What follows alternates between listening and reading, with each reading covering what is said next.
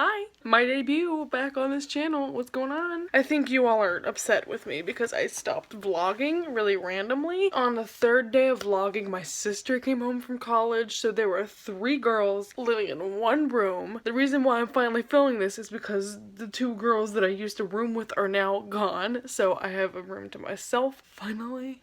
And so I felt uncomfortable vlogging. I didn't read very much because I just felt like and then I had to pack to go on vacation, then I had to go to work, and it just wasn't working out very well. I ended up having to go to California, I talk about it like I was dragged to California by my hair, but no, we went to my family's house for Christmas, and that overlapped the last couple days of CramAthon, and long story short, I didn't have any upload materials. I just was on vacation. I didn't feel like filming or uploading. Sorry that I didn't give you a warning and didn't end off my vlogging, but there's my excuse. Now we can get into my wrap up. I ended up reading 7 things for CramAthon, but I also read 2 halves of 2 different things, maybe 8 books. So the first book that I started was My Misspent Youth by Megan Daum. This is a book of essays, so I decided that I was either going to read it all the way through if I wanted to, or just skip around throughout the week and read whichever essays I wanted to. Long story short, I read the first essay, and that was pretty much the only good one out of the entire book. So halfway through I realized I'm not enjoying this, it's outdated, goodbye. I read I think like 4 or 5 of the essays out of that book, then decided it wasn't for me and DNF'd it, and it is currently sitting on the shelf at Half Price Books because I gave that sucker away. I gave it a 2-star rating, and usually I wouldn't give ratings to books I DNF if I don't get really far into them, but I feel like I read enough of her work to be able to rate it since they were individual essays. I just really didn't like her tone. For instance, in one of her essays she was talking about a family of polygamists. I was really interested in that. It was so cool. Obviously, I'm not a polygamist. I have never met a polygamist, so I would love to read an essay about polygamy. But it approached it in this way that was like, the only polygamists that exists are just sci-fi nerds, and they're so weird, and they're outcasts, and they're weird with their religions, and their dress, and the way that they talk, and it was so like shunning them, and I hated the tone, and I was just like, whew, here is your lane,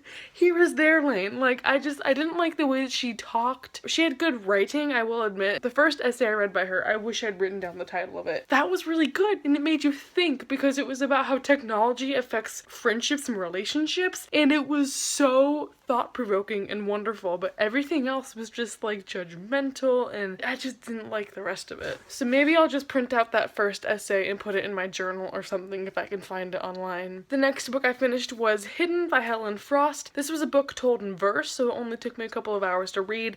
It's told in dual perspective between 2 girls. The first girl is someone who was accidentally kidnapped when she was a child, and that scarred her for her whole life. And the second girl is the daughter of that kidnapper. And this book takes place at a summer camp where the 2 girls are able to meet face to face for the first time, and they have to come to terms with what happened that time ago. I thought this book was interesting, however, I thought that this book was going to be more about the kidnapping rather than the events afterward, which is completely my mistake because I literally could have just read the synopsis. But also I didn't really know what I was getting into, so I sort of had just like even expectations for it, and it evened out at a 3-star rating for me. I think that the storytelling was really nice. I liked that it was written in verse, and I think that the portion written about her kidnapping was so fast-paced and interesting. However, the rest of it I felt dragged. I couldn't say that this is the most heart-wrenching book in the world. It really didn't connect with me in any way, but I did like the storyline, even though I got like horrendously bored like 3/4 of the way into this. Again, I give it 3 stars. It's not one I would recommend on the subject of kidnappings, but if you like books written in verse, then it might be something to check out. These next 2 books have solidified a new favorite author for me and made it to my favorites list of the year. They were Set the Shotgun to the Head by Saul Williams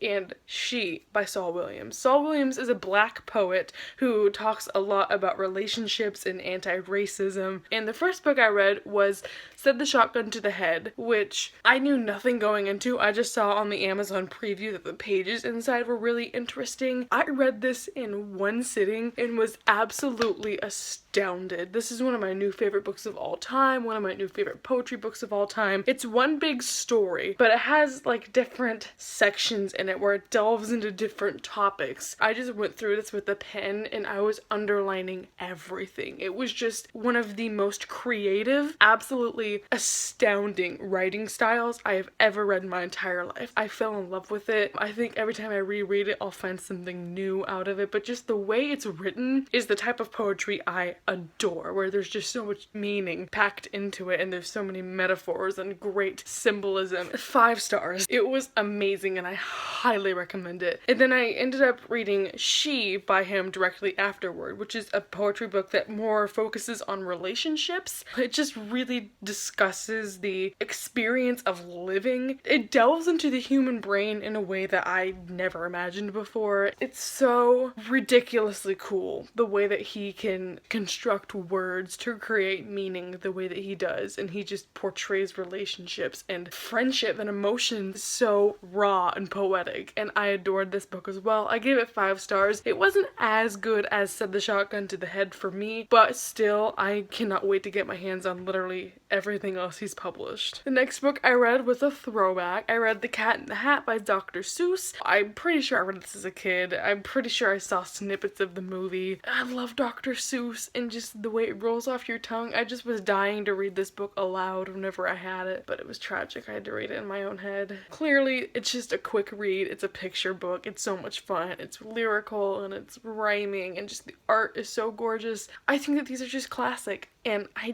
what else can I say? I gave it 5 stars. The next book I read was Teaching My Mother How to Give Birth by Worcestershire. This is a book that I was not expecting because I assumed that Worcestershire was just an African-American author, but it's actually a lot more focused on Islam and her culture that she grew up with and the people that she knew and just how her religion affected her lifestyle. It's really hard for me to sum up my thoughts about it because on one hand, I really enjoyed it. I think it's a very important book and it was just something that hit me in a way that I did not expect it to, but there was a darkness to it that I was not expecting. Definite trigger warning for domestic abuse and rape and just really dark themes like that. And I remember at one point I was reading this to my mom as she made dinner for me just because I was bored. We got to this poem that was called Conversations About Home at the Deportation Center, and it was just like a mic drop when I read that because it's like so relevant and just like so tragic. I gave this book a 3.5 stars, and I think that a lot of the reason why it received that rating is because completely style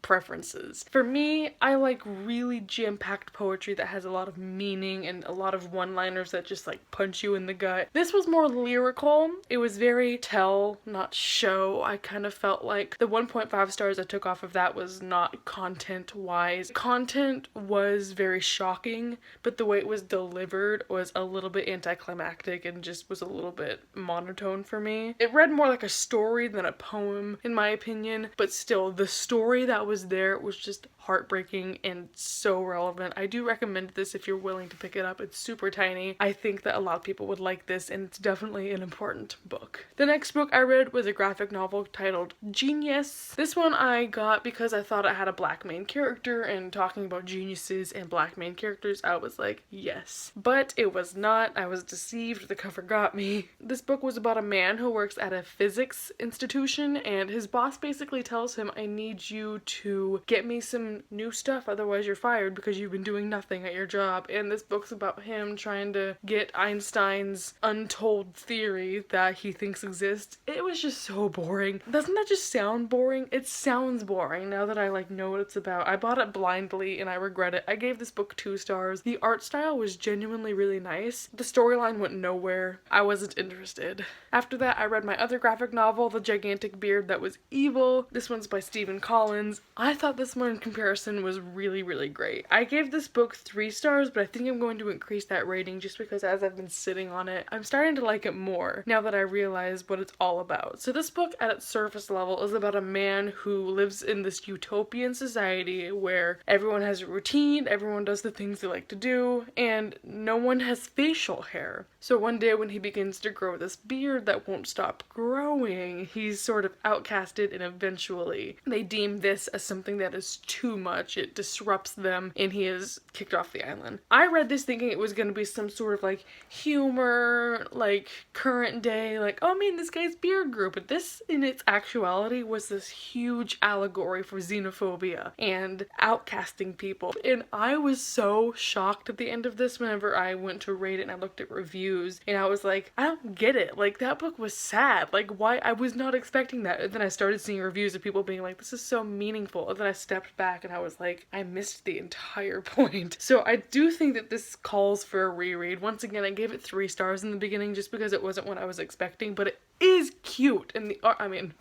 not calling xenophobia cute, but the art style is so unique, and it's probably one of my new favorites. I do think there were moments of humor, and just the way that everyone's drawn is really funny. But yeah, I completely missed the undertones of social criticisms that this book had, so I think I'm gonna reread it soon and get those. But yeah, I do recommend this one. This one was really good. I think with an improved rating, this would be easily like a 4.5 stars. And the last book is one that I started but did not finish. I began the audiobook for The Reason I Jump by Naoki Higa. Naoki is autistic, and so he's written this memoir autobiography about what it is to live with autism, but more specifically to live with autism at a level in which it's hard to communicate with other people. So I was listening to this book on audiobook, and I think that the format was really cool for that, because it would be a question like, why do autistic people do whatever the question might say, and then it would answer it, and then it would go on, and it was very short. But I did like the way that it was told, and I felt like the interspersed short stories that Naoki had written that went in between those were actually a really cool addition that I was not expecting. And honestly, this book probably would have been like a 4-star book for me just because I thought it was so informative and so awesome. Because the way that it was described that this book was published was that Naoki had this really intricate keyboard that he had to like hand point to every letter or every symbol he wanted, because this is where the controversy starts. Naoki is Japanese, and so this book is translated from Japanese by David Mitchell and his Japanese wife. The controversy lies in the fact that they think that it was embellished not only whenever it was translated,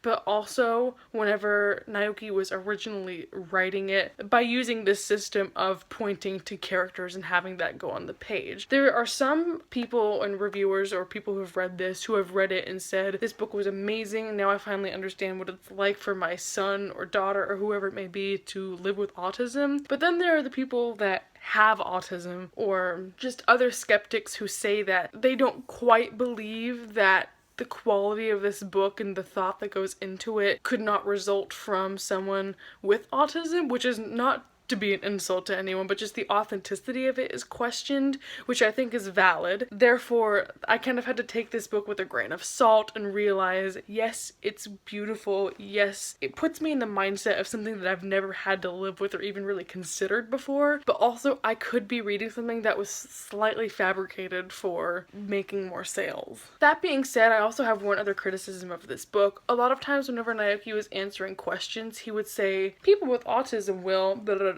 or people with autism do this because whatever, and he would lump every person in the world who has autism to doing this one thing because of this one certain reason.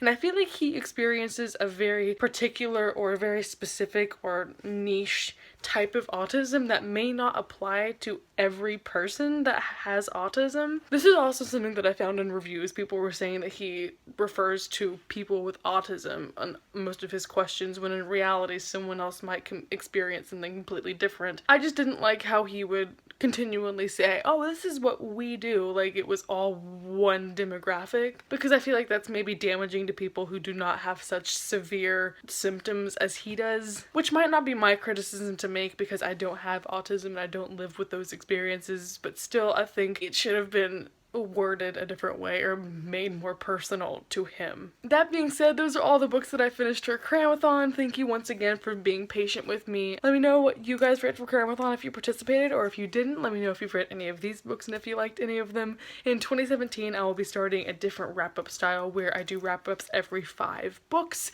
That way, maybe it will be a little bit too often, but maybe not. I didn't set a Goodreads goal for next year just because I feel like I'm going to take it easy with all my classes next semester. I don't know why I'm giving you a 2017 update. Hi, it's 2017. Okay, I'm gonna drink this juice box now. Thank you to everyone for watching. Hope you're having a wonderful life, and goodbye.